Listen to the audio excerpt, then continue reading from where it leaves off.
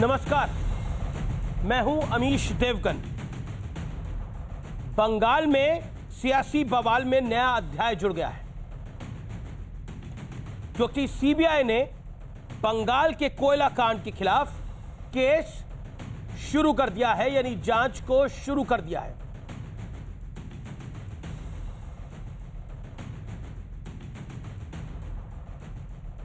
और शिकंजा भी कस दिया गया है। इसकी आंच सीधे सीधे ममता बनर्जी के परिवार तक पहुंच गई है। ममता बनर्जी के भतीजे अभिषेक बनर्जी, उनकी पत्नी रुजिरा नरूला और रुजिरा की बहन मेनका गंभीर, ये सब सीबीआई की रडार पर आ चुके हैं। मेनका गंभीर से आज करीब 3 घंटे तक पूछताछ भी हुई। कल रुजिरा नरूला से पूछताछ होगी और हमारे सूत्र बता रहे हैं कि जल्दी इस पूरे मामले में अभिषेक बनर्जी से भी सवाल जवाब किया जा सकता है, यानी पूछताछ हो सकती है। आरोप है कि बंगाल में कोयले का अवैध खनन हुआ, उसकी चोरी की गई और जो पैसा आया उसका फायदा इन तमाम लोगों को हुआ है। करीब 3 महीने पहले इस केस में सीबीआई ने एफआईआर दर्ज की थी। हालांकि टीएमसी कह रही है कि यह सब डराने की कोशिश है, मोटिवेटेड है। सीबीआई के दम पर सियासी फायदा उठाने की चाल चली जा रही है। और इसी बीच प्रधानमंत्री मोदी ने आज हुगली में रैली की और टीएमसी पर जमकर वार किया। प्रधानमंत्री मोदी ने कहा, यह पार्टी देशभक्ति की बजाय वोट बैंक पर जोर देती है, सबका विकास की बजाय तुष्टीकरण पर बल देती है। इनकी राजनीति बंगाल में लोगों को मां दुर्गा की पूजा से रोकती है और उनके विसर्जन को भी रोकती है। लेकिन आज बड़ा सवाल यह कि अगर कोई घोटाला नहीं हुआ है तो सीबीआई जांच पर इस तरह से तूफान क्यों खड़ा किया जा रहा है? क्या चुनाव होने तक सीबीआई हाथ पर हाथ रखकर बैठी रहे हर राज्य के अंदर? इसी पर होगी आज देश की सबसे बड़ी बहस। भतीजे की जांच, बुआ तक आंच, आज का आर पार, देश की सबसे लोकप्रिय डिबेट इसी पर।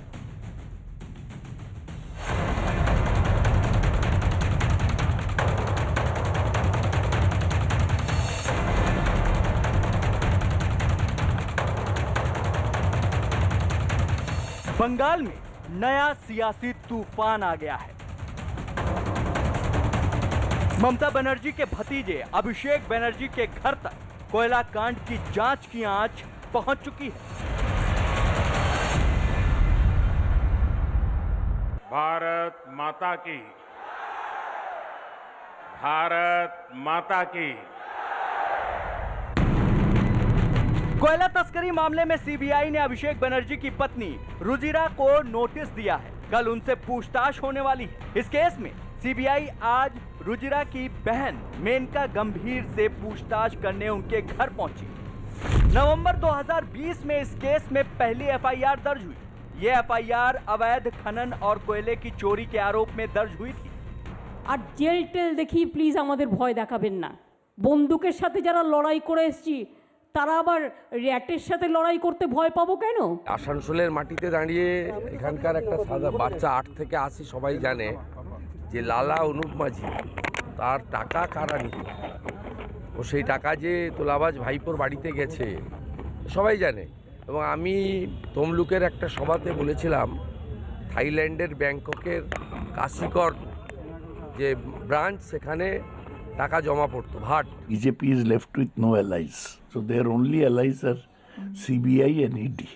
They're trying to use their allies to browbeat, to threaten, to pressurize. कोई गलत काम नहीं करता है, वो किसी को नहीं डरता है। जो कुछ उल्टा सीधा किया होगा वो डरता है। इस बीच प्रधानमंत्री नरेंद्र मोदी ने ममता बनर्जी के गढ़ हुगली में एक जनसभा को संबोधित किया और ममता सरकार पर जमकर प्रहार किया।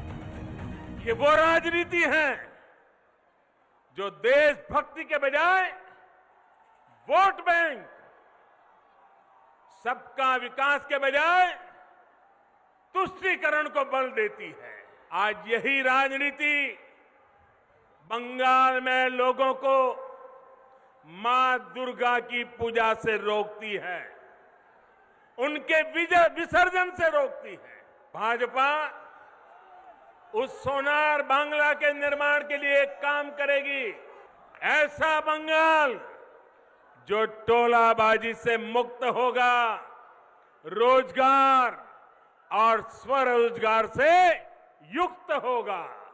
हर घर जल पहुंचाने के लिए भारत सरकार ने, दिल्ली सरकार ने 1700 करोड़ रुपए से ज्यादा रकम ये टीएमसी सरकार को दी, लेकिन इसमें से सिर्फ 609 करोड़ रुपए ही यहां की सरकार ने खर्च किया है कि टीएमसी सरकार को गरीब की, पश्चिम बंगाल की बहनों बेटियों की जरा भी परवाह नहीं है दोस्तों। लेकिन आज सबसे बड़ा सवाल है कि अगर कहीं चुनाव होने वाला है तो क्या जांच एजेंसियों को वहां चुनाव होने तक जांच बंद कर देनी चाहिए? और अगर पूरा मामला पाक साफ है तो सीबीआई जांच पर इतना बवाल क्यों मचा है? आज इसी पर होगी देश की सबसे बड़ी बहस। भतीजे की जांच, बुआ तक आंच। सीबीआई की जांच की आंच का विश्लेषण सुनिए। पॉइंट नंबर 1, भ्रष्टाचार का मुद्दा ममता सरकार के लिए दुखती रग की तरह है, क्योंकि नारदा सारदा का मामला बड़ा पुराना है। अभिषेक बनर्जी की जांच का मतलब सीधे ममता बनर्जी तक यानी सूबे के मुख्यमंत्री तक आंच है, क्योंकि उनके परिवार के सदस्य हैं। कई पूर्व टीएमसी नेता खुलकर अभिषेक बनर्जी पर वार कर चुके हैं। भतीजे के विरोध में कई बड़े नेता पार्टी तक छोड़ चुके हैं। आखिरी पॉइंट बड़ा महत्वपूर्ण है, क्या अभिषेक बनर्जी पर ममता पार्टी पर भारी पड़ रही है? यानी कुल मिलाकर जो प्यार, दुलार और ममता है अभिषेक बनर्जी पर, क्या वो पूरी पार्टी पे भारी पड़ रही है? ये बड़ा पॉइंट है। लेकिन अब मैं आपको आसान शब्दों में बताता हूं ये पूरा मामला है क्या आखिरकार। ये मामला अवैध खनन और कोयला चोरी का इसमें बड़ा आरोप है। घोटाले का पैसा टीएमसी तक पहुंचाने का आरोप है। नवंबर 2020 में पहली एफआईआर दर्ज की गई थी इस पूरे केस में। अभिषेक बनर्जी को फायदा पहुंचाने का भी इसमें आरोप लग रहा है। बंगाल की सीएम ममता बनर्जी के भतीजे हैं अभिषेक बनर्जी। टीएमसी में ममता के बाद दूसरे बड़े नेता माने जाते हैं। लेकिन अब मैं आपको बताता हूं कि ये तार कैसे जुड़ रहे हैं। ममता बनर्जी सीएम है, अभिषेक बनर्जी जो है वो ममता बनर्जी के असल में भतीजे हैं। और जो रुजिरा नरूला जिसको सम्मन किया गया है, जिससे पूछताछ होगी, वो है अभिषेक बनर्जी की पत्नी। मेनका गंभीर जो है वो रुजिरा नरूला की बहन है, अभिषेक बनर्जी की साली है, जिनसे 3 घंटे आज पूछताछ हुई है। यानी कुल मिलाकर ये सब कुछ बनर्जी परिवार में ही है। और इसमें कोयला चोरी कर बेचने का आरोप है और साथ ही साथ उसका पैसा टीएमसी तक पहुंचने का आरोप है। और वो वाया अभिषेक बनर्जी गया है, रुजिरा नरूला गया है और मेनका गंभीर के पास गया है। ऐसा सूत्रों के हवाले से जानकारी जो मिल रही है। सीबीआई ने इस पे एफआईआर नवंबर 2020 में रजिस्टर करी थी। मेरे साथ बात करने के लिए संबित पात्रा हैं, भारतीय जनता पार्टी के प्रवक्ता। मेरे साथ आलोक शर्मा है, कांग्रेस पार्टी के प्रवक्ता। संबित पात्रा मणिपुर के प्रभारी भी है और बंगाल में भी वो मीडिया को देख रहे हैं। मेरे साथ प्रोफेसर संगीत रागी भी इस चर्चा में जुड़ रहे हैं, राजनीतिक विश्लेषक है और संघ के जानकार हैं। मेरे साथ जितेंद्र तिवारी हैं, टीएमसी के वरिष्ठ नेता, विधायक हैं, उनका अभिनंदन है। मेरे साथ टीएमसी ममता बनर्जी की पार्टी को वापस देखना चाहते हैं खान साहब, तौसीफ खान, उनका स्वागत है। जितेंद्र तिवारी, सबसे पहले चर्चा की शुरुआत में आप ही से करता हूं। आखिरकार जितेंद्र तिवारी, आप तक मेरी आवाज पहुंच रही है? आखिरकार ममता बनर्जी तक जांच की आंच पहुंच रही है या फिर आपको लगता है अभिषेक बनर्जी तक अगर जांच पहुंच रही है तो मामला फंस रहा है?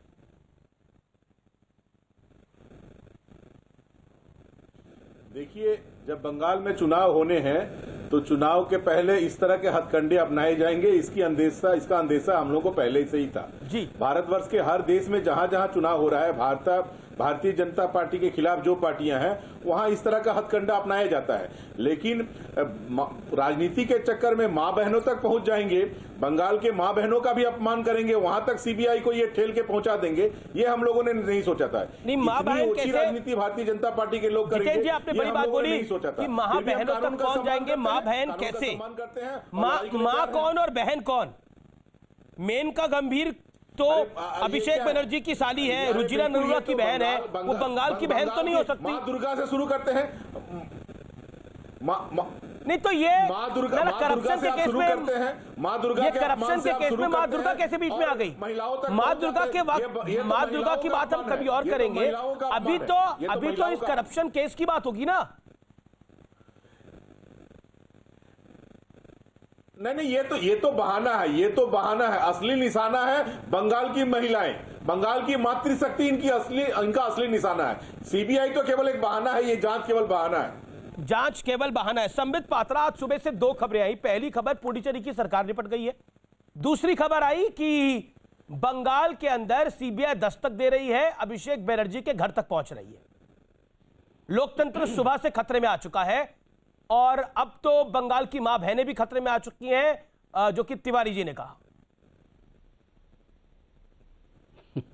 देखिए अमीश जी, 2013 से ही, जब से आदरणीय नरेंद्र मोदी जी कैंपेन कमेटी के चीफ बने और उसके बाद वो देश के प्रधानमंत्री 2014 में बन गए, तब से देश में लोकतंत्र पे खतरा आ गया है।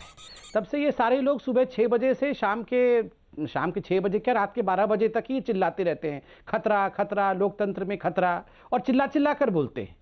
देखिए मुझे तो समझ में नहीं आ रहा, अभी आपने रिपोर्ट में बिल्कुल सही दिखाया, मैं तो एक कदम आगे जाके आपको डेट भी बता देता हूं। 27 नवंबर 2020 को टीएमसी पार्टी के ही कुछ विधायकों ने ये सारे कागजात लाके दिए थे सीबीआई को कि देखो इसमें एक कंडुइट है, कंडुइट मतलब एक रास्ता है जिसके माध्यम से ये अनूप माझी, लाला माझी बोलते हैं उसको, जो कि ईस्टर्न कोलफील्ड लिमिटेड जो है उसमें इलीगल माइनिंग हो रही है, इसका पैसा कोई मिस नरूला के थाईलैंड वाले बैंक अकाउंट में जा रहा है।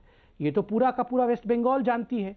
आज जांच हो रही है, कोई अरेस्ट नहीं हुआ है, किसी के खिलाफ एफआईआर नहीं हुआ, एक जांच हो रही है क्योंकि कुछ तथ्य 13 जगहों पर रेड हुई, रेड होने के बाद कुछ सामने तथ्य आए, उन तथ्यों के आधार पर जांच हो रही है। 1 मिनट पूरा नहीं हुआ, आपको मैं रोक रहा हूं। सवाल ये है कि ममता बनर्जी की पार्टी कह रही है कि ये मां बहनों तक पहुंच रहे हैं सबकी, बंगाल की मातृशक्ति अब जवाब देगी। देखिए पहली, और ईडी सीबीआई आपका अलायंस पार्टनर है, हो गया और नहीं, ये मां बहन कैसे हो गया, मुझे तो आश्चर्य लग रहा है। मतलब ये मां बहन का अपमान हो गया, ये तो भगवती दुर्गा को भी ले आए थे कि दुर्गा का भी अपमान हो गया। क्यों? मतलब ये जो ममता बनर्जी की बहू हैं, मतलब भतीजे की बहू हैं, भतीजे की पत्नी है, वो मां दुर्गा हैं, मां दुर्गा का अपमान हो गया। ये किस प्रकार का मजाक बना रहे हैं आप लोग? अगर कुछ गड़बड़ करती हैं, कुछ भ्रष्टाचार करती है तो जांच नहीं होगा। सोनिया गांधी खुद बेल पे बाहर है, मतलब क्या सोनिया गांधी बेल पे बाहर है, सोनिया गांधी भ्रष्टाचार कर रही थी तो पूरे हिंदुस्तान की महिलाओं का अपमान हो जाता है। राहुल गांधी देख लीजिए बेल पे बाहर है, उसका अर्थ क्या पूरे हिंदुस्तान का तथाकथित नौजवान ये सारे अपमानित हो जाते हैं। अरे आधी कांग्रेस पार्टी बेल पे बाहर है, उसका मतलब क्या देश का अपमान हो जाता है? ये क्या मजाक बना रखा है आप लोगों ने। और अमीश भाई मैं आपसे रिक्वेस्ट करूंगा, 2 वीडियो दिखाइए।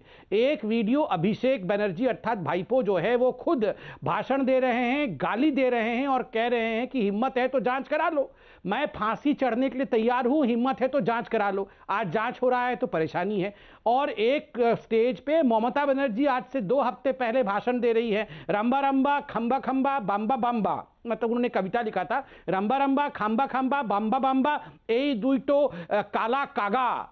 ये जांच करने की हिम्मत रखते हैं तो जांच, काला कागा मतलब काला कौआ, मोदी जी को कह रही थी, जांच करने की हिम्मत है तो जांच कर लो। तो खुद ममता बनर्जी बोल रही थी। अब जांच हो रहा है तो ये बोल रहे हैं कि क्यों जांच हो रही है, ये बड़ा आश्चर्य का विषय है। ठीक है, आप टीएमसी के विधायक को बोलने दीजिए। जितेंद्र तिवारी जी, आप लोग तो खुद कह रहे थे कि जांच होनी चाहिए, अब जांच हो रही है तो फिर तकलीफ किस बात की है? संबित बात नहीं, बिल्कुल जांच हो, हम तो जांच फेस भी कर रहे हैं, लेकिन जांच सीबीआई करे ना। ये तो ऐसा प्रतीत हो रहा है कि जांच भारतीय जनता पार्टी कर रही है और चुनावी हथकंडा ये अपना रही है। चुनाव में डेवलपमेंट के मुद्दे पर जब हमसे नहीं सक रहे, ये बंगाल में जो उन्नति हुआ है उस मुद्दे पर जब ये हमसे पराजित होने का डर देख रहे हैं, तब ये सीबीआई को सामने लाकर या ये प्रोपेगेंडा तैयार करके बंगाल में चुनावी बेहतरी पार करना चाहते हैं। जांच को कौन डर रहा है? जांच के तो फेस हम कर ही रहे हैं। कब किसने कहा कि हम जांच नहीं करेंगे या जांच के सम्मुखीन नहीं होंगे? आज प्रधानमंत्री ने भी भ्रष्टाचार की बात करी, आज प्रधानमंत्री ने भी मातृशक्ति की बात कही। सब नहीं कर रहे हैं। रेड्डी ब्रदर्स के बारे में कुछ नहीं कर रहे हैं।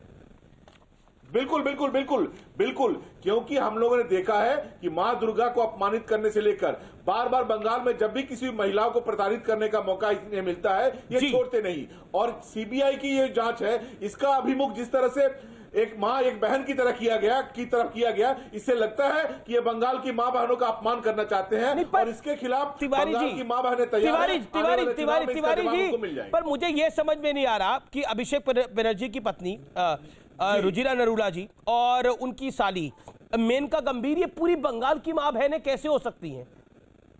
ठीक है, टीएमसी उनको अपना माने, वो बात अलग है, लेकिन आप पूरे बंगाल के साथ कैसे जोड़ सकते हैं? मतलब Rujira Narula is equal to Bengal की मां है, किसी की बहन है, किसी की बेटी है। वो तो कोई भी है, नहीं छोड़ते। वो तो कोई भी आरोपी होता है, किसी का बेटा, किसी का भाई होता ही है। ये तो बंगाल के, ये तो किसी को, बंगाल की हर महिला ही किसी की मां, किसी की बहन, बिल्कुल बिल्कुल बिल्कुल सही बात आप कह रहे हैं, किसी की मां, बिल्कुल आप सही बात कह रहे हैं बंगाल की क्या पूरे विश्व की हर महिला किसी की मां है, किसी की बहन है? ये तो क्या नया डेफिनेशन लेके आया है ये? अरे अमीश जी, खाली बंगाल की नहीं, पूरे विश्व की महिलाएं किसी की मां है, किसी की बेटी है, किसी की बहन है। बंगाल के बारे में आपका दृष्टिकोण अलग है। ओहो, क्या डिबेट हो रहा है अमीश भाई, बंगाल के बारे में आपका दृष्टिकोण अलग है ना। उन्हें अपमानित करने में आपको मजा आता है। मैं अनुमति हो तो मैं बीच में नहीं बोलता हूं, अनुमति दीजिएगा तो मैं बंगाल की महिलाओं को अपमानित करने में आपको मजा आता है ना। फिर आप बोलिएगा। ठीक है जितेंद्र जी, आपने अपनी बात को रखा। संबित 30 सेकंड का रिबटल देना, आलोक जी को लेके आता हूं और तौसीफ खान को लेके आता हूं।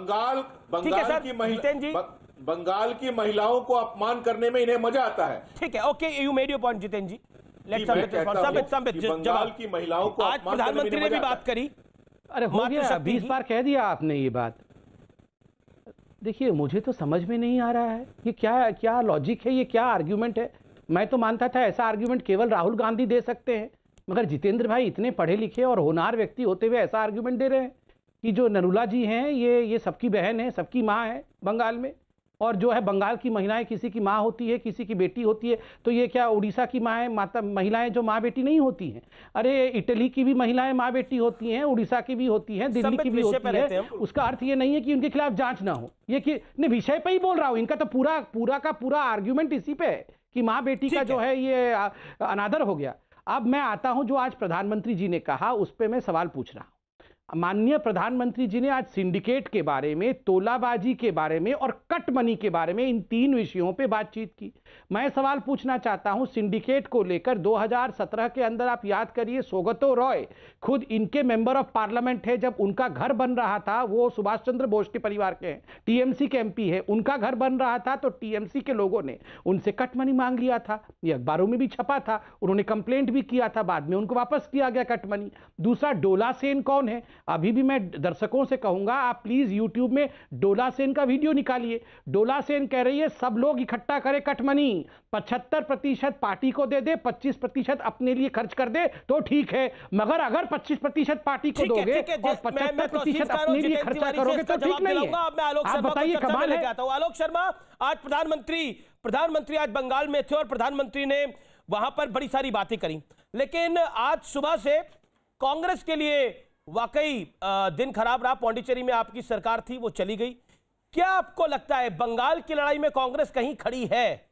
आपके नेता बंगाल में क्यों नहीं दिखाई देते? देखिए, आज के विषय पे एक बार बात कर लेते हैं। सबसे पहले तो कि अभी सीबीआई की और तमाम चीज़ों की बात हो रही है, जांच होनी चाहिए और अगर कोई दोषी है तो उसको सज़ा मिलनी चाहिए। लेकिन सीबीआई का डायरेक्टर पिछले कई महीनों से नहीं है कोई भी। हमने सुना है कि हमारे दो की सरकार डिसाइड नहीं कर पा रही है कि कौन सा ईमानदार व्यक्ति ढूंढ कर लाया जाए जो बीजेपी के इशारे पर काम करे। दूसरी चीज़, बहुत सारी बातें अभी संबित जी ने की। एमपी का चुनाव आया तो कमलनाथ जी के रिलेटिव के यहाँ और उनके पीएस के यहाँ जांच हुई थी, क्या हुआ उसका? कर्नाटका में जब मध्य प्रदेश की सरकार का मैटर था तो डी शिव कुमार के यहाँ जांच हुई थी, क्या हुआ उसका? गुजरात में जब चुनाव था तो अहमद पटेल जी के रिश्तेदारों के यहाँ और करीबियों के यहाँ जांच हुई थी, सीबीआई ने जांच की थी, क्या हुआ उसका? जयपुर में जब सचिन गहलोत प्रकरण चल रहा था तो अशोक गहलोत जी के भाई, बेटा और पार्टनर तीनों पे जांच हुई थी। क्या हुआ उसका? डीडीसी चुनाव अभी जम्मू कश्मीर में हो रहे थे तो फारूक अब्दुल्ला जी को भी नोटिस गया था, वो नोटिस अभी पता नहीं पहुंचा है कि नहीं पहुंचा है। महाराष्ट्र चुनाव था तो प्रफुल्ल पटेल और शरद पवार जी को याद होगा, शरद पवार जी को चुनाव के बीच में ईडी ने नोटिस दिया था, उसके बाद चुनाव खत्म, सब खत्म। बिहार में सृजन घोटाला भूल गए। प्रधानमंत्री जी जहां जाते हैं वो यही बात करते हैं। प्रधानमंत्री जी के बिहार के सारे भाषण 2015 के उठा लीजिए, नीतीश कुमार से ज्यादा भ्रष्ट कोई आदमी नहीं था। और वो हेमंत बिश्वा शर्मा, शुवेंदु अधिकारी और मुकुल राय की तो सीडी बाकायदा निकाली थी इन्होंने। आज वो सब निरमा वॉशिंग पाउडर से धुल के सब साफ हो गए हैं। तो आप अभिषेक बनर्जी को, आपने 2 मिनट बोला, तो आप कह रहे हैं कि अभिषेक बनर्जी को आप डिफेंड कर रहे हैं, आप कह रहे हैं कि सीबीआई गलत है। नहीं कर रहा हूं, मैं केवल ये कह रहा हूं, मैं बिल्कुल नहीं कह रहा हूं, लेकिन मुझे तो इस बात का उत्तर चाहिए कि सीबीआई के दफ्तर को रात को दिल्ली पुलिस 2 बजे जाकर घेरती है, वो क्या है? उसका जवाब कौन नरसिम्हा राव देंगे क्या? आज के विषय पर आते हैं, सरकार है। एक मिनट, हमने बड़ी चर्चा कर ली, आज के विषय पर आते हैं। मेरा सवाल है कि बंगाल में आपके नेता क्यों नहीं जा रहे? अमीश जी 1 मिनट। हाँ बिल्कुल, आप 40 सेकंड और लीजिए। बंगाल में आपके नेता कब जा रहे हैं? या फिर अभी आपकी पुडुचेरी में सरकार गई है तो अभी आप उसका कब मना रहे हैं? उसका पूरा देखिए, पुडुचेरी में सरकार क्यों गई है वो भी पता है। कुछ दिन रुक जाइए और तथ्य सामने आ जाएंगे। पिछले चैनल पे मैंने अभी सारे तथ्य रखे हैं, आप कहें तो पुडुचेरी के पहले तथ्य रख देता हूं। कैसे 3 लोगों को किरण बेदी ने नॉमिनेट किया और किरण बेदी को क्यों हटाया गया, और मोदी जी के कौन नजदीकी थे जिन्होंने पैसे की ऑफर की। चाहे तो मैं आपको न्यूज 18 पे सबके नाम बता सकता हूं, लेकिन दुर्भाग्य ये है, एक मिनट, मैं ऑथेंटिकेट करूंगा। मोदी जी के करीबी थे जिन्होंने पैसे दिए, तो ऑथेंटिकेट करिएगा। देश के प्रधानमंत्री हैं, बाकी आपकी जिम्मेदारी है। मैंने कहा पैसों की ऑफर दी, मैं अपनी बात पे कायम हूं। दूसरी बात, मैंने इतने एग्जाम्पल दिए कि जहां जहां जिस स्टेट में चुनाव होता है, अब बंगाल में चुनाव है, ममता बनर्जी जी के हस्बैंड होते तो उम्मीद है कि उनके यहाँ रेट डलती। अब वो हस्बैंड नहीं है उनके, तो भतीजा है, और भतीजा और जो परिवार है उस पर होगा। आपको याद होगा हरियाणा चुनाव से पहले हुड्डा जी के यहाँ भी सीबीआई वाले पहुंचे थे। आपको सारी सीबीआई की केस याद है? मेरा सवाल का जवाब तो दीजिए। बंगाल में आपके नेता क्यों नहीं जा रहे? क्या बंगाल में आपके नेता नहीं जाना चाहते? मुझे लगता है अमीश देवगन जी से परमिशन अभी नहीं मिली होगी। हम जा रहे हैं, अपना ग्राउंड पे काम कर रहे हैं, वक्त आने पे सब जाएंगे। माननीय राहुल गांधी, नहीं सर, मैं वैसे कह रहा हूं ना, अरे सब आपको केवल बीजेपी दिखाई दे रही है अभी मीडिया को, बाकी लोग अपना साइलेंटली काम कर रहे हैं। नहीं, मुझे लगता है कि ममता बनर्जी भी दिखाई दे रही है, ममता बनर्जी की भी रैली हो रही है, लेकिन राहुल जी, प्रियंका जी की रैली मुझे नहीं दिखाई दी, तो मैंने सवाल पूछा। अमीश जी सबकी हो रही है। अमीश जी आप बताइए किस तारीख को सबकी हो रही है। राहुल जी आज केरल और तमिलनाडु में, किस तारीख को बंगाल में थे बताइए। शेड्यूल आएगा। प्रियंका जी किस तारीख को बंगाल में थी, जरूर बताइए। बताइए ना, आपने बोला सबकी रैलियां हो रही हैं, बताइए, जानकारी दीजिए। अमीश जी, अरे सुनिए ना भाई, अमीश जी सुनिए, मैं तो आप ही को बोलने दे रहा हूं, पिछले 4 मिनट से आप ही बोल रहे हैं सर। केरल और तमिलनाडु के दौरे पर हैं, बंगाल का दौरा होगा, न्यूज 18 के माध्यम से सबको बताया जाएगा। ठीक है। अब मैं आपको सीबीआई का खाका बता दूं, नहीं है, 0 कन्विक्शन है 7 साल में। नहीं, ये आप मान सकते हैं, 0 कन्विक्शन है। सीबीआई ने अगर किसी को एक को जेल में डाला हो तो संबित पात्रा जी बता के जाइएगा। ठीक है, अब आपका हुआ। कितनी चार्जशीट सीबीआई ने फाइल की हैं कांग्रेस के लीडर्स के खिलाफ, वो बता के जाइएगा। बिल्कुल, संबित पात्रा एक बात का जवाब देंगे, 5 मिनट हो गए आपको बोलते हुए। एक्ट कहा जाता है, 6000 में से सीबीआई का कन्विक्शन रेट 0 है। सीबीआई हर चुनाव से पहले कार्रवाई करती है और यह भी उसी का हिस्सा है। लेकिन आलोक शर्मा अभिषेक बनर्जी को डिफेंड नहीं कर रहे हैं, ये उन्होंने बोला जब मैंने उनसे पूछा। जवाब संबित पात्रा आपका। और पुडुचेरी में सरकार आपने देखिए, एक तो बहुत अजीब बात आज एक बहुत अजीब बात कांग्रेस के प्रवक्ता ने कहा। उन्होंने कहा ममता बनर्जी के हस्बैंड होते तो हस्बैंड के ऊपर रेड पड़ जाता। आप बताइए किस प्रकार की बात है ये? देखिए, हस्बैंड होते तो मैं तो उसी प्रकार कहूंगा कि अगर कांग्रेस पार्टी का लीडर होता तो वो जाता रैली करने के लिए बंगाल में। लीडर नहीं है तो रैली हो नहीं रही है, ये उत्तर है। मैं तो संबित जी मैं तो सीधा इतनी सीधा जोर से बताइए शांति से सुन कि रहा जो था। इतने मैं तो एग्जांपल बीच लिए में उनकी जांच कहां तक पहुंची है? ये सारे नहीं, कांग्रेस आप बताइए प्रवक्ता ना। बीच में क्यों आलोक जी, चिल्लाते आपने हैं? 5 मिनट बोला। माननीय राहुल गांधी जी के अमीश ऊपर भाई, केवल तंज कसने का अमीश भाई, ये तंज सारे कसने का काम कांग्रेस मत के कीजिए। प्रवक्ता आप ऐसे सरकार क्यों हो में जाते आपको हैं? उत्तर देना होगा। इनका तबीयत क्यों खराब नहीं, आप हो गया है? बताइए ना, ये तो मुझे कर्नाटक समझ में में नहीं आता। डी शिव दया कुमार आती के यहाँ है पर रेड इनके हुई, ऊपर। उसका क्या हुआ? अरे कहाँ बैठ तक जाओ जांच ना मेरे पहुंची है? भाई, मैं बिल्कुल नहीं बताऊंगा। आप शांति से बैठो, शांति से पूरा बैठो। देश अमीश भाई, जो है शांति वो से बैठाओ, पूरे देश को शांति आपने से बैठाओ। दयनीय इनको स्थिति में पहुंचा दिया है। ये कांग्रेस के प्रवक्ताओं का क्या हाल हो गया? कुछ लेते क्यों नहीं? पहुंचा दिया कुछ लेते क्यों नहीं? ये इनका सर भारी रहता है, इनके गले में हमेशा खराश होती रहती है, ये हमेशा चिल्लाते रहते हैं। कोई खिसियानी बिल्ली तो कोई खिसियानी बिल्ला बना रहता है। कुछ लेते क्यों नहीं? कुछ लेते क्यों नहीं मेरे भाई? कुछ लेते क्यों नहीं हो मेरे भाई? इतना सीरियस इशू है, आपने सीबीआई को कठपुतली बना रखा है। सीरियस और इशू जिस है, तरह से ये नॉन बिना स्टॉप चिल्लाते तर्क रहते हो, ये के सीरियस उत्तर कर इशू रहे है। हैं। देश की जनता अमीश देख भाई, रही है। इनको जरा शांति ठीक है, कराओ। इनका आलोक ब्लड जी, प्रेशर आलोक बढ़ जी, गया है। आलोक जी, आलोक जी, आपकी बात को शांति से बैठाओ पूछिए। इनको जरा। आपने सवाल पूछा ना, आपने पूछा कि शांति से सीबीआई बैठाओ, हर फिर चुनाव से पहले तबीयत खराब कैसे हो एक्टिव हो जाएगी जाती है, तो जवाब सुनिए। ओके, संबित बोलिए। देखिए अमीश भाई, इस देश में चुनाव से पहले नहीं, ये तो 27 नवंबर को एफआईआर था। 27 नवंबर को डिबेट ही नहीं हुआ इस विषय पे, क्योंकि उस समय चुनाव देर था। उससे पहले भी रेड पड़ चुके थे, 13 रेड पड़ चुके थे, उस समय डिबेट नहीं हुआ। उस समय डिबेट इसलिए नहीं हुआ क्योंकि चुनाव सर पे नहीं था। जब चुनाव आते हैं तो डिबेट होते हैं। और अगर इस हिसाब से हम चले तो सीबीआई, ईडी, पुलिस, किसी को कोई कार्यवाही नहीं करनी चाहिए। सर्जिकल स्ट्राइक भी नहीं होना चाहिए, एयर स्ट्राइक भी नहीं होना चाहिए, क्योंकि चुनाव है। राम मंदिर पे भी सुनवाई नहीं होनी चाहिए क्योंकि चुनाव है। तो सारा काम ये कोर्ट, जज, सीबीआई, ईडी सब लोग अपनी अपनी संस्थाओं को बंद कर दे, क्योंकि देश में चुनाव है। नंबर 1। नंबर 2, इन्होंने कहा कन्विक्शन में बहुत टाइम लगता है। बिल्कुल, लालू प्रसाद यादव को भी 21 वर्ष लग गए कन्विक्टेड होने के लिए और जेल जाने के लिए। उसका अर्थ है कि भारतीय जनता पार्टी या जो भारत की जो संस्थाएं हैं वो अपने तरीके से काम करती है। बीजेपी कोई वेंजेंस की पॉलिटिक्स, कोई बदले की राजनीति की पॉलिटिक्स नहीं करती है। कानून और जजों पे विश्वास करिए, उनको गाली मत निकालिए। तीसरी बात है, किसी के नाम पे एफआईआर नहीं हुआ है, मतलब जिसके ऊपर ये रेड हुई है, ये अभी उनको बुलाया गया है, उन पे एफआईआर नहीं हुआ है। आप पूरा स्टेटमेंट देख के आइए। बाकी मैं तो कह रहा हूं कि मैं क्यों माथा मार रहा हूं कांग्रेसियों के ऊपर। ये तो ना 3 में है ना 13 में है कांग्रेस पार्टी बंगाल के अंदर।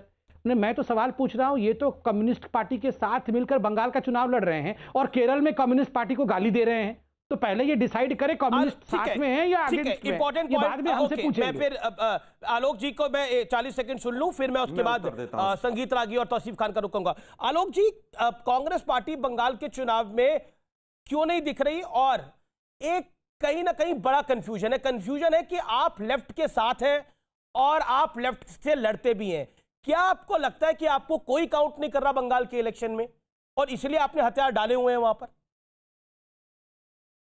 इवन ममता बनर्जी से बिल्कुल ऐसा नहीं है। आप देखिएगा चुनाव के नतीजे, नहीं देखिए, चुनाव के नतीजे आएंगे, आपको पूरी तरह से क्लियर हो जाएगा।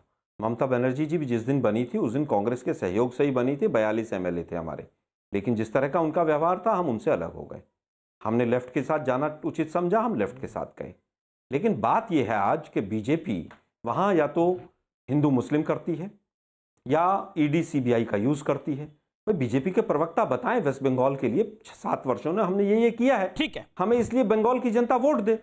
आपने कहा था बांग्लादेशियों को हम वापस भेजेंगे, बीजेपी के प्रवक्ता लिस्ट लेकर बैठे, कितने रोहिंग्या वापस भेज दिया आपने। ठीक है प्रोफेसर भाई, जो जम्मू में, दिल्ली में जहां आपकी सरकारें हैं, जी पर रोहिंग्या बैठे हैं, उनको कितना को भेजा आपने? ठीक है प्रोफेसर रागी, बांग्ला की प्रधानमंत्री मोदी ने बात करी, दूसरी तरफ सीबीआई, ईडी है।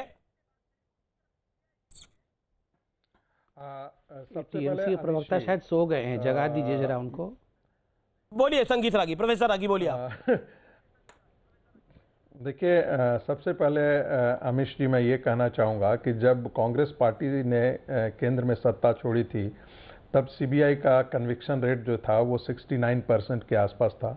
थोड़ा उसमें डिक्लाइन हुआ, लेकिन आज 2019 तक का डेटा मेरे पास है जिसमें सीबीआई का जो कन्विक्शन रेट था वो करीब 70%, 69.92% के आसपास था। तो जिस दरमियान ये कहा जाता है कि सीबीआई का कन्विक्शन रेट खराब हो गया है, ये डेटा ऐसा शो नहीं करता है। क्या बात कर रहे हैं? दूसरी बात, इसमें भी कोई सर कौन सा डाटा कहां से ले आए आप? सर आलोक जी वो पहली बार बोल रहे हैं कार्यक्रम में, उनको 1 मिनट दीजिए ना। 70% कन्विक्शन रेट है, गजब है भाई, कहां से आंकड़े झूठे लेके आ गए। कन्विक्शन रेट समझते हैं आप क्या सर होता मैं है? रेगुलर केसेस की मैं बात कर रहा हूं सर, मैं रेगुलर केसेस की मैं बात कर रहा हूं। कन्विक्शन केस सीबीआई का आई थिंक छोड़िए साहब, 1000 से ज्यादा प्रिलिमिनरी इंक्वायरी पड़ी हुई है, 5000 से ज्यादा नॉर्मल केसेस पड़े हुए हैं। कौन से रेगुलर केस हैं, कौन से केस की लाएं? 70% सीबीआई वाले भी हंस रहे होंगे। खैर बोलिए, आप बोलिए। मैं अपनी बात कह लूं, मैं अपनी बात कह लेता हूं। देखिए, कांग्रेस पार्टी का जहां तक सवाल है बंगाल की राजनीति में ये दहाई के आंकड़े तक का भी इनके पास प्रतिशत नहीं है वोटों का। यदि कांग्रेस पार्टी वामपंथी दलों के साथ भी यदि चुनाव लड़ती है तब भी दहाई का आंकड़ा संभवतः ये पार नहीं कर पाए हैं। इसलिए पश्चिम बंगाल की राजनीति में आप देखेंगे कि कांग्रेस पार्टी कहीं है ही नहीं।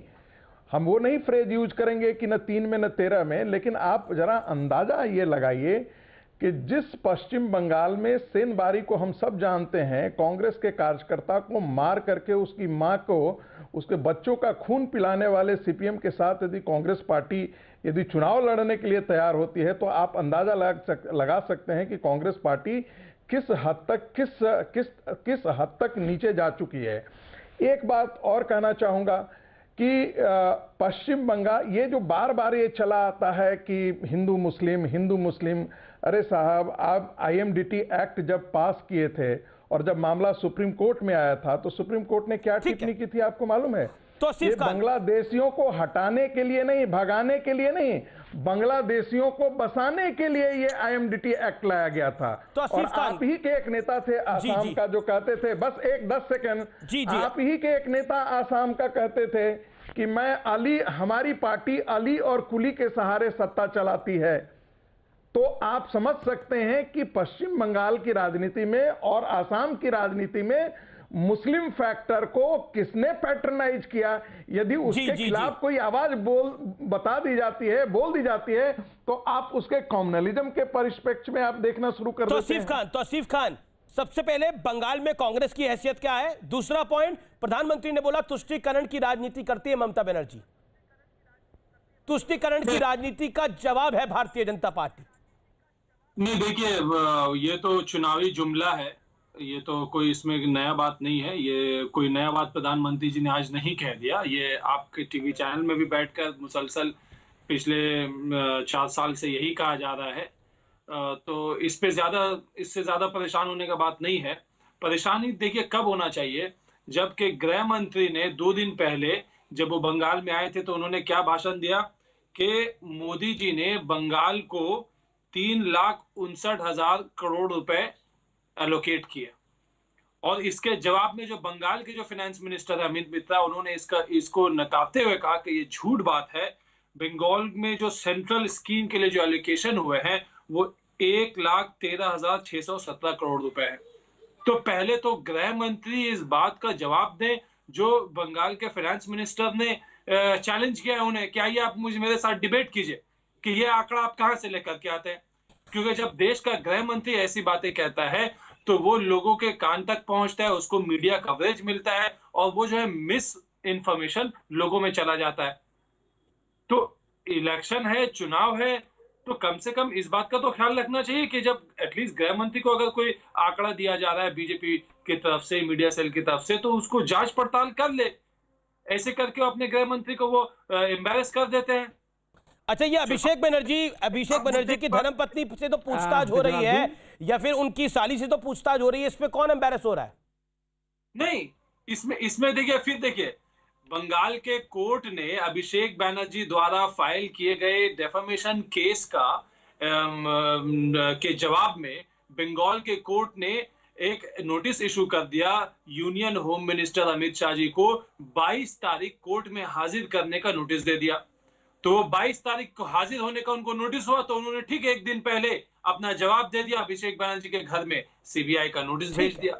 तो ये क्या चल रहा है कि भाई तो आपको सीबीआई का इस्तेमाल करना है, आप बैठे रहें, ये मामला तो ये बाकी नेता जो बाकी नेता शुभेंदु अधिकारी, मुकुल रॉय जो टीएमसी छोड़ के बीजेपी में आ रहे हैं, वो सब कह रहे हैं कि ये इस अभिषेक भतीजे से ममता के चक्कर में पूरी पार्टी का सत्यानाश हो गया है। कह रहे हैं कि नहीं कह रहे? नहीं, अब लोगों का अपना अपना देखिए एम्बिशन होता है, उनको एम्बिशन क्या होता है? ये जितेंद्र तिवारी नंबर 2 नेता क्यों नहीं हो सकते? अभिषेक बनर्जी को नंबर 2 नेता क्यों बनना है? नहीं, ऐसा कुछ नहीं है। ऐसा तो ऐसा ही है, तो ऐसा ही तो है। ममता बनर्जी ने आपके बात का जवाब दिया है ऑलरेडी कि अगर युवा में क्या हमें कोई भी पार्टी के लिए उसे अपना युवा पीढ़ी तो तैयार युवा में पूरे बंगाल के अंदर अभिषेक बनर्जी दिखा, अपना भतीजा। जिसको अपॉर्चुनिटी मिला है वो, अगर वो कार्य करेंगे तो वो रहेंगे, उनको अपॉर्चुनिटी मिला है। Dilip Ghosh BJP Bengal unit chief मेरे साथ इस समय जुड़ रहे हैं। आप तमाम मेहमान मेरे साथ बने रहिए। दादा कैसे हैं आप? जी ठीक ठाक हूं अभी तक। जी दिलीप बाबू, आपसे पहला सवाल मेरा यह है कि आपके दुर्गा वाले बयान ने टीएमसी को एक मौका दे दिया है और टीएमसी कह रही है कि दिलीप बाबू ने ये जो बोला इसके लिए बीजेपी को इस चुनाव में भुगतना पड़ेगा, चाहे कुछ हो जाए। क्या आपको लगता है कि आपसे गलती हो गई थी दिलीप बाबू? नहीं, मैंने सारे आम कैमरे के सामने बोला, आज भी मैं बोल रहा हूं। उनको हिंदी समझ में नहीं आता है। आपने दीदी का हिंदी सुने होंगे, हिंदी की कितनी उनकी जानकारी है। मैंने बोला था राजनीति में दुर्गा का कहाँ है, कहाँ से आ जाती हैं। राम को हम राजा मानते हैं और सब जानते हैं, उनका इतिहास है। महात्मा गांधी जी ने राम राज्य का संकल्पना हमको दिया है, उसी आधार पर हम चल रहे हैं बनाने के लिए। लेकिन दुर्गा एक देवी है, उनका आराधना हम करते हैं, माँ बोलते हैं हम उसको। भगवान राम ने भी उनका आराधना की। माँ दुर्गा तो आदि शक्ति भी है दिलीप बाबू, क्या माँ दुर्गा आदि शक्ति नहीं है? तो इसको लेकर राजनीति करना है क्या? और कुछ नहीं है, बचा नहीं कुछ राजनीति करने के लिए। आप राम की बात करते हैं, वो माँ दुर्गा की बात करते हैं, कभी विद्यासागर का फोटो लेके चलते हैं। आप जय श्री राम का नारा भी तो आप लगवाते हैं। राम के सामने दुर्गा कैसे आ सकती है? तो वो उनका पलट के सवाल होता है कि आप लोग जय श्री राम की बात करते हैं, आपके पास गवर्नेंस का और कोई इशू नहीं है। नहीं, वो तो रोज नया नया इशू लाते हैं। कभी माँ काली बोलते हैं, जय बांग्ला बोलते हैं, अभी माँ दुर्गा आ गया है। लोग उसको स्वीकार नहीं करते हैं क्योंकि लोगों के साथ जुड़ा हुआ मामला नहीं है, राजनीति का जुड़ा हुआ मामला नहीं है। बंगाल के लोग बहुत सजग हैं, यहाँ की राजनीति को लोग समझ करके राजनीति करते हैं। वोटर लोग बंगाल की अस्मिता के साथ जो जुड़े हुए वोटर्स हैं, वो माँ दुर्गा का अपमान भी सहन नहीं करेंगे। नहीं, जिन्होंने माँ दुर्गा का पूजा का मूर्ति विसर्जन में बाधा देते हैं, हाईकोर्ट जाना पड़ता है अनुमति लेने के लिए। जिन्होंने 50 साल से चले आ रहा है स्कूल की सरस्वती पूजा बंद कर देते हैं। इस बार भी 10-20 स्कूलों में पूजा नहीं हो पाई है। एक तो तालिबान राज हो गया या तो टीएमसी राज हो गया है, तो लोग उनको माफ कर देंगे। वो आप दिलीप घोष जो बोलता है सारे आम खुला बोलता है, हमारे बारे में जानते हैं। तालिबान और टीएमसी राज, वो कह रही है कि ईडी और सीबीआई का राज हो गया है। बंगाल का चुनाव जीतने के लिए आप सीबीआई को ले आए हैं, टीएमसी को डराने की कोशिश है। जो अभिषेक बनर्जी की पत्नी से सब पूछताछ की बात है। नहीं, अभी सीबीआई है क्या? सुनिए, जब से नारदा शारदा आया है और लोगों ने, हम भी गए थे सुप्रीम कोर्ट में कि इसका छानबीन हो, सीबीआई हो, तो कोर्ट ने सीबीआई को और इंक्वायरी की अनुमति दी है। ये तो कोई नया घोटाला खोल लिया आपने, कोल वाला। उनके कई नेता तो जेल होकर आए हैं। सीबीआई ने कोई नया मामला खोला है, कोल वाला। नहीं, कोल का घोटाला नया नहीं है। कोल भी है, गाय तस्करी भी है, बालू तस्करी है। बंगाल की राजनीति को जो भ्रष्टाचार से लिप्त कर दिया इस सरकार ने, हर सरकारी अफसर को मजबूर कर दिया, हर पुलिस अफसर को मजबूर कर दिया उगाई करने के लिए, हर नेता को कटमानी से जोड़ दिया है। बंगाल की राजनीति को कभी इतना भ्रष्टाचारी नहीं हुआ था, ना बंगाल के लोग इतने कभी गैरकानूनी काम करते थे। ये पार्टी और इनके नेता सब गैरकानूनी काम में लिप्त हैं। लेकिन दीदी कह रही हैं, लोग चाह रहे थे कि इसका विचार हो। लेकिन ममता बनर्जी कह रही है कि वो बंदूक वालों के खिलाफ लड़ाई लड़ चुकी हैं, इसलिए उन्हें चूहों से डर नहीं लगता। नहीं, बंदूक वालों से क्या लड़ी? बंदूक तो उन्हीं के लोग चला रहे थे। नंदीग्राम में कौन बंदूक चलाया? पुलिस के खिलाफ सब माओवादी को उन्होंने लेकर आया था। अभी छत्रधर महतो, जिनको उन्होंने सेक्रेटरी बनाया स्टेट का, वो माओवादी, उनका राष्ट्र विरोधी कानून में 8 साल जेल में रखा उन्होंने। अभी जरूरत पड़ी एक बार डराने के लोगों को, फिर उनको जेल से रिहा करके ले आए। उनके मोटरसाइकिल के पीछे जंगल महल में घूम घूम कर उन्होंने पार्टी खड़ा की और फिर चुनाव जीतने के बाद उनको जेल में डाल दिया। फिर चुनाव जीतना तो जेल से निकाल लिया। ये राजनीति लोगों ने देख चुके हैं, इसलिए बंगाल के लोगों को बुद्धू बनाना इतना आसान नहीं है। हाँ, मजबूरी थी लोगों की, कोई विकल्प नहीं था। आज भारतीय जनता पार्टी विकल्प के रूप में खड़ा हो गया है और 40% से ऊपर वोट मिला है। लोगों ने हमको आशीर्वाद किया, 18 सीट हमने जीता है। उसमें ममता बनर्जी की 12 सीट जो हारी है एमपी की, वो हमारे पास है। और इसीलिए भाजपा तैयार है बंगाल का जिम्मेदारी लेने के लिए, सोनार बांग्ला बनाने के लिए। दिलीप बाबू, अभिषेक बनर्जी कह रहे हैं कि ये लड़ाई बाहरी लोगों के खिलाफ है, इसलिए बंगाल की जनता टीएमसी के साथ खड़ी होगी। और वो बार बार इसको महिला अस्मिता के साथ जोड़ रहे हैं, कह रहे हैं एक बेचारी महिला के खिलाफ पूरी सरकार, पूरा शासन लग गया है देश का।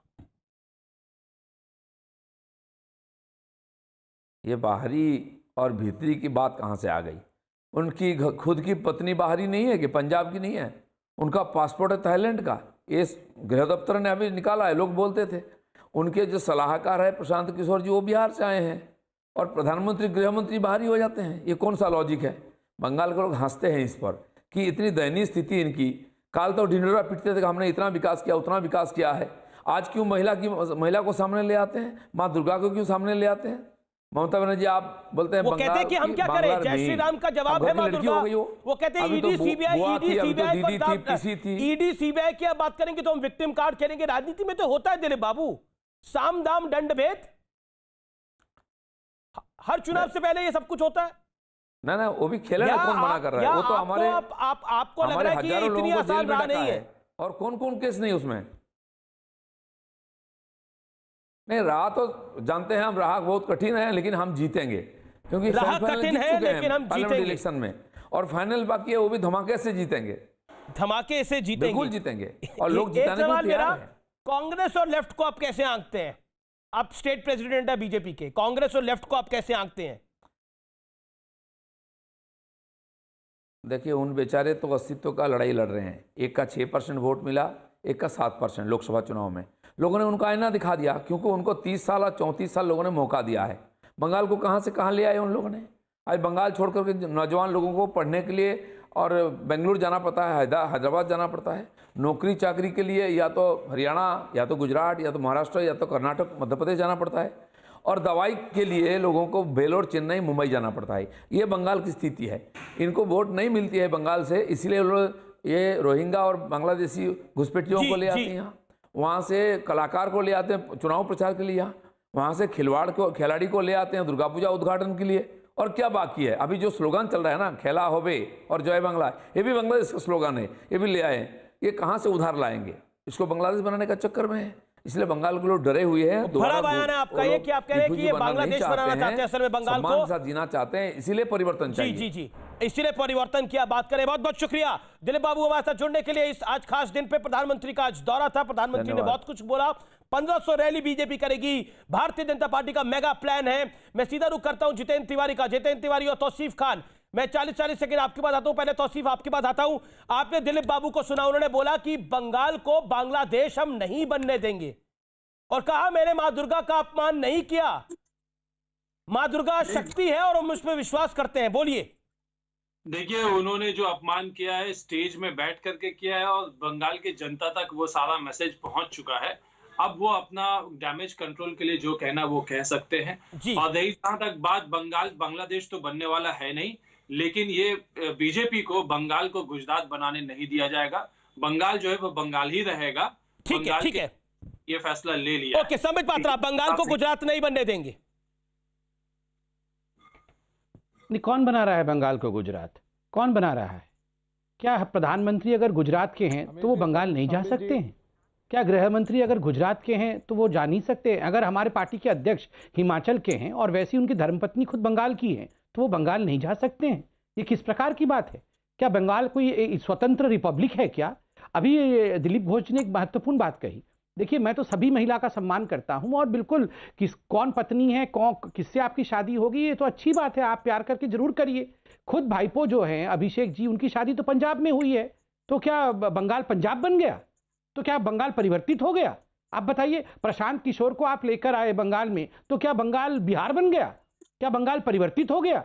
ये किस प्रकार की बातें हैं? ये बातें तभी होती हैं जब आपने कोई परफॉर्मेंस नहीं किया होता है और आप एक नॉन परफॉर्मर होते हैं। तो इस प्रकार, और बार बार अमित शाह जी ने कहा है, कौन मुख्यमंत्री बनेगा बंगाल का? कोई बाहर का आदमी बन जाएगा क्या? जो बंगाल में जन्मा है, बंगाल में पढ़ा है, बंगाल का कोई बंगाली। आपके पास भी अभी चेहरा तो कोई नहीं है, क्योंकि वहां पर भी बीजेपी में भी बड़ी जबरदस्त गुटबाजी है। आप भी जानते हैं कि चेहरा दे देंगे तो मामला गड़बड़ हो जाएगा। कोई गुटबाजी नहीं है, कोई गुटबाजी नहीं है। ये हर कोई कान खोल के सुन ले, हम जीतने वाले हैं, 200 से अधिक सीट लेके जीतने वाले हैं। और ये स्ट्रेटेजी का अमीश देवगन को सुनाने से कुछ नहीं होगा, अपने नेताओं को बोलिए, बंगाल जाते रहते हैं आप। नहीं, मैं तो पूरे हिंदुस्तान को सुना रहा हूँ। ये जो 41% वोट शेयर हिंदुस्तान के अंदर बंगाल में मिला, ठीक है। बंगाल में जो लोकसभा के चुनाव में मिला, ये ऐसे ही नहीं मिल गया है, मिलकर काम हुआ है और वहां जनता ने सपोर्ट किया है, तभी मिला। जितेंद्र तिवारी, मैं आ रहा हूं आपके पास, प्रोफेसर रागी आ रहा हूं आपके पास। जितेंद्र तिवारी, देखिए, मैं केवल इतना कहूंगा कि ये पर्यटक के रूप में ये जो भारतीय जनता पार्टी के नेता दिल्ली बंबई से आ रहे हैं, ये तृणमूल कांग्रेस वाले बंगालियों का तो अपमान करते ही हैं। ये भारतीय जनता पार्टी का जो बंगाल नेतृत्व है, इसको भी क्यों फटकार लगाते हैं? उनके ऊपर भी विश्वास क्यों नहीं करते? उनको अपने पैरों पर क्यों खड़ा नहीं होने देते? हमारी आपत्ति यहां है, कम से कम हमारे ऊपर विश्वास ना हो, अपने लोगों के ऊपर तो विश्वास करें, अपने लोगों को तो काम करें। यही हमारी आपत्ति है, क्योंकि ये बंगाल को पसंद नहीं करते, बंगालियों को पसंद नहीं करते। भले ही वो बंगाली नेता बीजेपी का ही क्यों ना हो, उसको भी अपने पैरों पर खड़ा होने का अवसर ये नहीं देंगे। ये बाहर से आकर उसके ऊपर डिक्टेटरशिप चलाएंगे। तो अभी दिलीप बाबू ने बोला आपने प्रशांत किशोर को बुलाया हुआ, प्रशांत किशोर को बिहार से बुलाया हुआ है, तो क्या आप बंगालियों का अपमान कर रहे हैं? क्या आपको ममता बनर्जी पे विश्वास नहीं है? प्रशांत किशोर को क्यों बुलाया हुआ है? क्या आपको अभिषेक बनर्जी पे विश्वास नहीं है? तो टीएमसी में नंबर 2 है। प्रशांत किशोर तो हमारे यहाँ नेता बनने नहीं आए हैं ना। प्रशांत किशोर तो हमारे यहाँ नेता नहीं बन रहे हैं, लेकिन इनके यहाँ तो बाहर के लोग आकर नेता बन जा रहे हैं ना। हमारी आपत्ति यहाँ है, दिल्ली के बंबई के लोग बंगाल में आकर नेता क्यों बनेंगे? बंगाल के नेताओं को क्या हो गया है? ओके, प्रोफेसर आगी अभी किसी ने कहा आपके इस पैनल में कि भाई पश्चिम बंगाल को गुजरात नहीं बनाना है। लड़ाई ये नहीं है, लड़ाई इस बात की है कि पश्चिम बंगाल कहीं दूसरा इस्लामाबाद और पाकिस्तान न बन जाए आने वाले दिनों में, इसके लिए लड़ाई है। और यदि कांग्रेस के हाथों में और वामपंथियों के हाथों में या तृणमूल, तो ऐसी स्थिति में आने वाले 2 दशकों के अंदर इस इस्लामाबाद की तस्वीर पश्चिम बंगाल में कलकत्ता की सड़कों पर भी मिलेगा, इससे कोई दो राय नहीं है।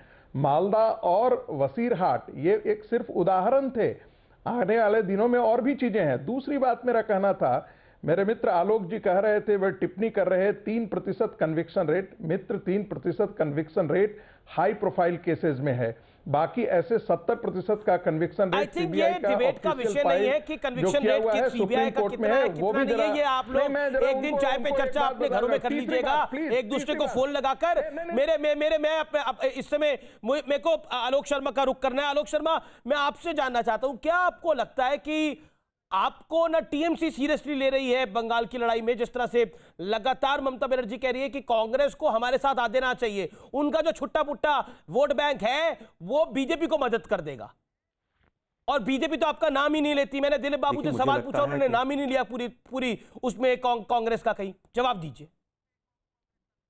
देखिए, मुझे लगता है कि दिलीप बाबू को वास्तविकता पता है, इसलिए उन्होंने टिप्पणी नहीं की। जहाँ तक बात है ममता बनर्जी की, पहली सरकार उनकी जब बनी हमारे साथ ही बनी थी और 7 मंत्री थे। आज की बात उनको भी पता है कि हमारी क्या ताकत है। वो जनता बताएगी कि कौन किसको वोट दे रहा है। आज हिंदुत्व के ठेकेदार वहाँ पर घूम रहे हैं, इस्लामाबाद ना बन जाए, पाकिस्तान ना बन जाए। अरे भाई, 2 नेशन थ्योरी देने वाले ही तो आप लोग थे, आप ही लोग नहीं थे। तिरंगा जिन्होंने वर्षों तक तिरंगा अपने कार्यालय पर नहीं फैलाया, वो आप ही लोग नहीं थे। आज आप सर्टिफिकेट 1883 में 1883 में पता नहीं हम 1883 में क्यों जा रहे हैं? 2021 की बात करिए, 2021 की बात करिए, ये गलत बयान फरवरी महीने की बात करिए। लगा रहे हैं। मेरे को ब्रेक के लिए रुकना पड़ेगा। संबित, एक महत्वपूर्ण सवाल आपसे मैं जरूर पूछना चाहता हूं, क्या आपको लगता नहीं है कि आप पर अलोकतांत्रिक होने का जो बार बार आरोप लगता है, चाहे वो पुडुचेरी की सरकार हो, चाहे वो सीबीआई हो, उस पर आप क्या कहना चाहते हैं? आलोक शर्मा ने तो बड़ा आरोप लगाया कि सरकार गिराई आप लोगों ने पुडुचेरी की। 15 सेकंड। ये सब गिर क्यों जाते हैं? कि नहीं, ये इतने कमजोर क्यों होते हैं? और ये सारे लोग, सारे कांग्रेस के एमएलए ऐसे क्यों होते हैं कि पैसा ले लेके गिर जाते हैं? तो अपने गिरेबान में झांके ना। नहीं, ये कह रहे थे कि हमने 30 करोड़ रुपए प्रत्येक विधायक दिए थे राजस्थान में गिराने के लिए, अब ये पैसा वापस भी नहीं कर रहे हैं। सरकार तो गिरी नहीं है इनकी, कि 30-30 करोड़ रुपए लिया था, Okay, वापस Alok, कब करोगे? Alok, 10 पूछो seconds. इनसे Alok आप। Sharma respond. 30 crore Alok Sharma, 10 seconds. 30 crore लिए हैं तो वापस कब देखिए, मुझे करोगे? लगता वापस है करो 30 करोड़ रुपए। नहीं, नहीं, वापस अमीश करो अभी जी, जल्दी। नहीं, मुझे क्या अमीश लगता जी, है? मुझे लगता आप है ही लोगों ने कहा था नहीं, 30 अमीश जी, करोड़ मुझे रुपए दिए लगता हैं है हर विधायक पूरी को। तरह से अब वो अब सरकार बन गई, अब तो वहां सरकार चल रही है आपकी, तो वापस करो 30 करोड़ रुपए। आप ले लीजिए ना। नहीं, आप ले लीजिए मतलब ना। दिए नहीं थे ना। जिनको आप दिए झूठ थे, मुझे ब्रेक के लिए रुकना पड़ेगा, मुझे ब्रेक के लिए रुकना पड़ेगा। आर पार जारी है ब्रेक के बाद भी।